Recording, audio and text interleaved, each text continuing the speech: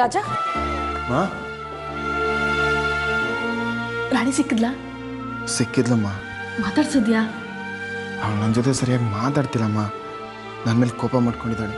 ನೀನು ಮಾಡಿದ ಕೆಲಸಕ್ಕೆ ನನಗೆ ಎಷ್ಟು ಬೇಜಾರಾಗಿತ್ತು. ಪಾಪ ಹುಡುಗಿ, ಅವಳು ಎಷ್ಟು ಬೇಜಾರು ಮಾಡ್ಕೊಂಡಿದ್ದಾಳೋ ಏನೋ. ನನ್ನಿಂದ ತಪ್ಪಾಗಿದೆ ಅಂತ ಗೊತ್ತಮ್ಮ. ಅದಕ್ಕೆ ನಡೆದಿರೋ ವಿಷಯನ ತಿಳಿಸಿ ಅವಳನ್ನ ಕನ್ವಿನ್ಸ್ ಮಾಡೋಣ ಅಂತ ಹೋದೆ. ಆದರೆ ಅವಳು ನನ್ನ ಅರ್ಥ ಮಾಡ್ಕೊಳ್ಳೋಕ್ಕೆ ರೆಡಿ ಇಲ್ಲಮ್ಮ. ರಾಜಾ, ಬೇಜಾರು ಮಾಡ್ಕೋಬೇಡ. ತಿಳಿದೇನೋ ಅವಳ ಮನ್ಸಿಗೆ ಬೇಜಾರಾಗೋಗಿ ನಡ್ಕೊಂಡ್ಬಿಟ್ಟಿದ್ಯಾ. ಅವಳು ಅದನ್ನು ಅರ್ಥ ಮಾಡಿಕೊಂಡು ಸಮಾಧಾನ ಮಾಡ್ಕೊಳ್ಳೋ ತನಕ ನೀನು ತಾಳ್ಮೆಯಿಂದ ಇರು.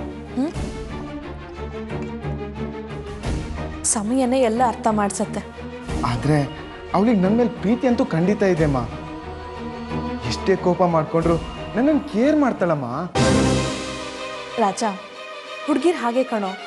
ಅವ್ರು ಪ್ರೀತಿಸೋರ ಮೇಲೆ ಎಷ್ಟೇ ಕೋಪ ಮಾಡ್ಕೊಂಡ್ರು ಅವ್ರಿಗೆ ಕಷ್ಟ ಅಂದ ತಕ್ಷಣ ಕೇರ್ ಮಾಡೇ ಮಾಡ್ತಾರೆ. ನನ್ನ ರಾಣಿನೂ ಹಾಗೆ ನೋಡು.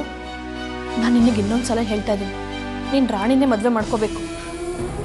ಖಂಡಿತಮ್ಮ. ನನ್ನ ಶಿವಾನಿ ಮದುವೆ ತಡೆಯೋಕ್ಕೆ ಒಂದು ಪ್ಲ್ಯಾನ್ ರೆಡಿಯಾಗಿದೆ. ಪ್ಲ್ಯಾನಾ? ಏನು?